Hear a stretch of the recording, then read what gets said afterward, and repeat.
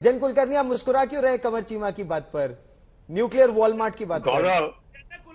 गौरव, बात यह है कि पाकिस्तान जो चाहता है बनने के लिए वो बन नहीं पा रहा है। विश्व में एक आतंक के सौदागर बन करके रह चुका है। ऐसे माहौल में जब बाइडेन ने कहा है, ये स्टेटमेंट कैसे दिया है? ये ऑफ द कफ स्टेटमेंट नहीं है। वो फटकार लगा रहे थे चीन और रूस के लिए, और उस संदर्भ में आखिर में उन्होंने ये कहा कि पाकिस्तान जो है एक बहुत खतरनाक देश है, क्योंकि इसका जो न्यूक्लियर है वो जो है उसमें बिखराव है, देश के अंदर बिखराव है, कोहेजन नहीं है उस देश के अंदर। तो जरूर ये एक खतरनाक बन के रह चुका है। और क्यों कहा उन्होंने, मकसद है क्यों इस तरह का कहना? क्योंकि पाकिस्तान ही एक ऐसा इस्लामिक देश है जो न्यूक्लियर है, और जिसका न्यूक्लियर, उन्होंने अपने नेशनल सिक्योरिटी स्ट्रैटेजी जो कहा उसमें उन्होंने क्या रोक स्टेट किस तरह का कहा, उसमें नॉर्थ कोरिया के बारे में बात की, उन्होंने ईरान के बारे में बात की, उन्होंने रूस के बारे में बात की, उन्होंने ये कहा रूस और चीन के संबंध किस प्रकार के हैं। उन्होंने पाकिस्तान का जिक्र तक नहीं किया,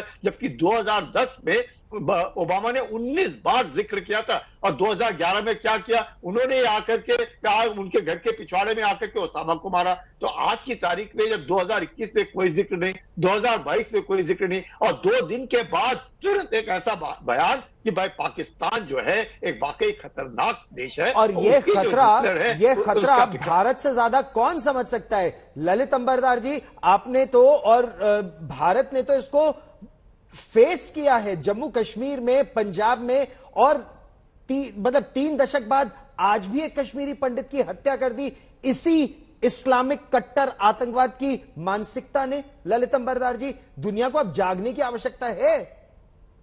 देखिए, अभी पाकिस्तान से मोहतरमा कह रही थी कि हर मुल्क का एक इतिहास होता है, हिस्ट्री होती है। तो मुझे तो बड़ी हंसी आती है, जिस मुल्क से ये आती है, क्या वो ऐतिहासिक मुल्क है? 70 साल पहले यूनाइटेड किंगडम ने मिडवाइफ किया था, दाई का काम किया था। हिंदुस्तान के मुसलमानों ने अपनी मादरे वतन के साथ गद्दारी की, टू नेशन थ्योरी के नाम पे जिन्ना का समर्थन किया, पाकिस्तान बना।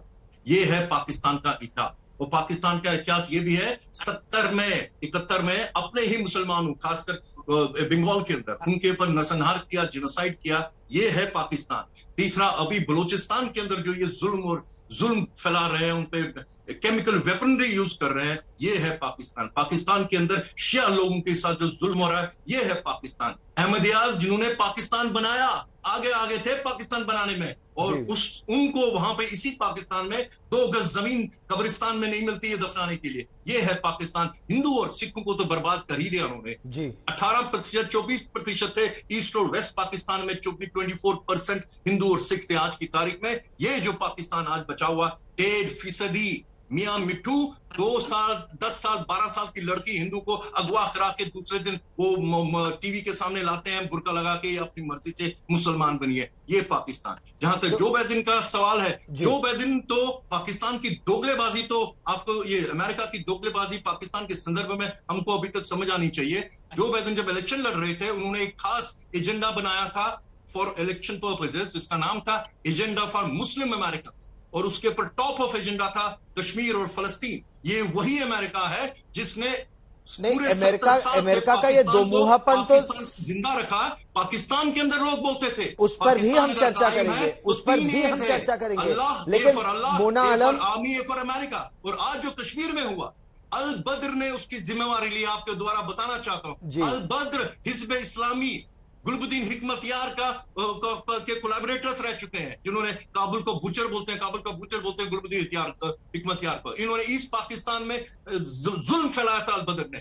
ये कश्मीर के अंदर हो रहा है। लेकिन मुझे यह प्रॉब्लम हो रही है, क्या हम लोग इसको समझ रहे हैं कि what we have on hand, कि पाकिस्तान आयोजित, पाकिस्तान ओरिजिन कश्मीर जहाद हमारी चुनौती है कश्मीर के अंदर। न केवल कश्मीर के लिए, पूरे देश के लिए बहुत बड़ी चुनौती है।